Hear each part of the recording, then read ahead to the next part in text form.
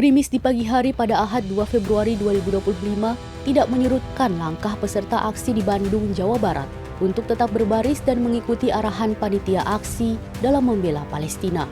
Peserta sudah siap di Masjid Pusdai sejak malam hari. Banyaknya massa yang ikut aksi ini menunjukkan bahwa mereka peduli akan nasib Palestina, saudara seakidah kaum muslimin di negeri lainnya. Untuk mengetahui sejauh mana kontribusi mereka akan nasib kaum muslimin di Palestina, berikut hasil wawancara terhadap beberapa peserta yang hadir di aksi ini.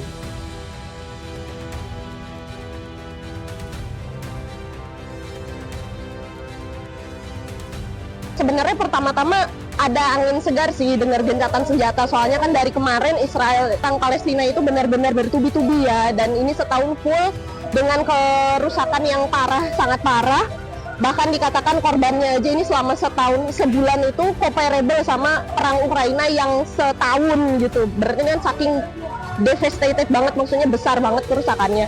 Tapi kalau kita ngelihat sejarah dari beberapa perjanjian yang dulu lama udah pernah dilakukan antara Israel sama Palestina, sebenarnya gencatan senjata tuh udah sering dilakukan. Pas perjanjian Camp David, pas perjanjian Oslo 1, Camp David yang satu lagi, terus juga pas KTT yang Beirut kalau nggak salah ya, dan itu selalu dilanggar oleh Israel. Jadi sebenarnya ketika lihat gencatan senjata ada rasa seneng, tapi juga satu sisi kalau bahasa anak Gen Z sih udah pernah di red flagin gitu ya udah pernah dikecewain gitu sama Israel, dan akhirnya sekarang kita curiga bisa jadi terjadi lagi gitu, gencatan senjata ini akan dilanggar lagi oleh Israel, apalagi kita udah tahu tabiatnya bagaimana Israel itu. Ya, saya sepakat karena yang sudah sama saja. Ya.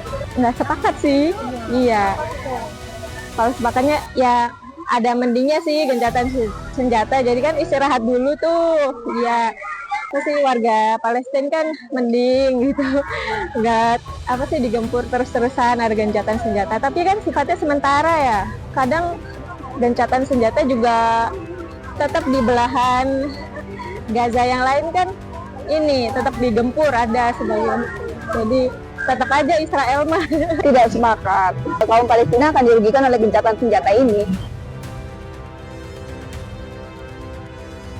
Ya, berarti solusi hakikinya kita nggak bisa ngarep lagi dari PBB, kita nggak bisa ngarep lagi dari Amerika Serikat, karena yang bisa mereka tawarkan hanya perjanjian-perjanjian lagi, dan mereka nggak ada niatan untuk menindak Israel. Mahkamah Internasional juga ada beberapa gerakan untuk terhadap Israel, tapi juga nggak bisa banyak bertindak banyak gitu ya, walaupun sudah nyampe Mahkamah Internasional udah setahun. Saya rasa maka harus dari umat Islam sendiri gitu solusinya. Kita udah nggak bisa ngandelin pihak yang lain, umat Islam harus bersatu.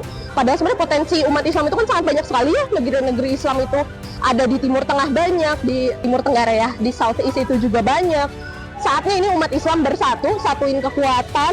Pemimpin-pemimpin muslimnya udah jangan sibuk dengan nasionalisme masing-masing, dengan sekat-sekat negaranya segera bersatu, satukan militer, satukan ekonomi, satukan umat, satukan ideologi dalam naungan akidah Islam, dalam Islam Kafah bersatu, terus pilih satu khalifah gitu ya, yang nanti khalifah ini akan memobilisasi pasukan ya gitu, karena memang Israel ini kalau kita lihat dikasih semua cara tidak bisa, maka harus ditindak tegas ya, harus kita kirim pasukan di samping bantuan-bantuan yang lain, tapi tetap di sini harus ada pasukan untuk menindak tegas Israel. Dan tidak bisa bersatu kalau nggak ada pemimpin yang menyuarakan jihad akbarnya, nanti seperti masa kehilafahan ya, nanti yang kita tahu Khalifah Sultan Abdul Hamid II itu walaupun khilafah Turki pada saat itu kondisinya sangat lemah, tapi bisa menyuarakan jihad akbar gitu untuk menindak. Waktu itu ada kasus penista agama di Perancis, seruan jihad akbar, langsung takut Perancisnya dan langsung batal, sehingga Islam bisa kita lindungi. Solusinya adalah khilafah.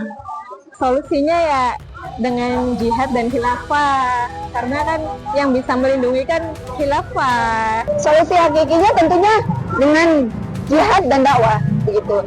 Itu jihad untuk menuntaskan permasalahan Palestina ini.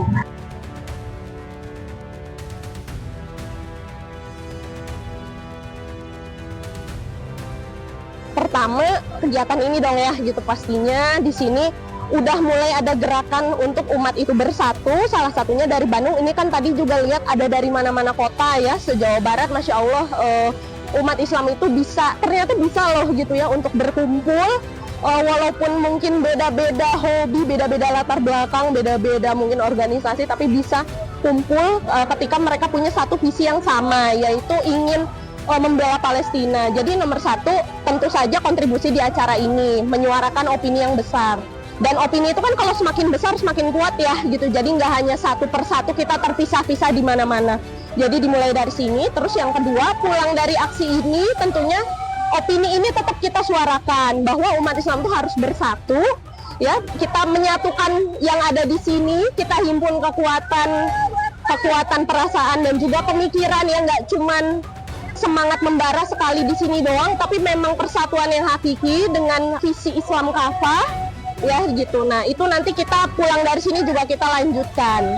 Kalau dari saya, semoga sang penguasa sekarang ya bisa memberikan solusi yang sangat tepat. Ya.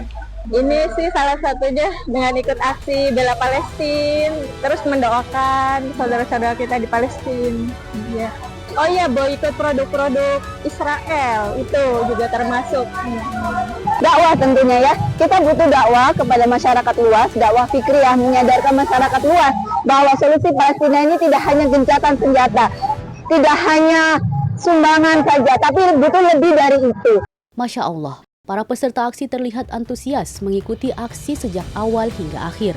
Mereka tidak hanya hadir aksi, tetapi juga memahami bahwa gencatan senjata bukan solusi hakiki akan nasib Palestina. Mereka memahami bahwa solusi hakiki penjajahan Palestina oleh Zionis adalah dengan jihad dan khilafah. Kita seluruh kaum muslimin harus memiliki kontribusi untuk tegaknya kembali Islam yang akan menyelesaikan masalah Palestina dengan tuntas.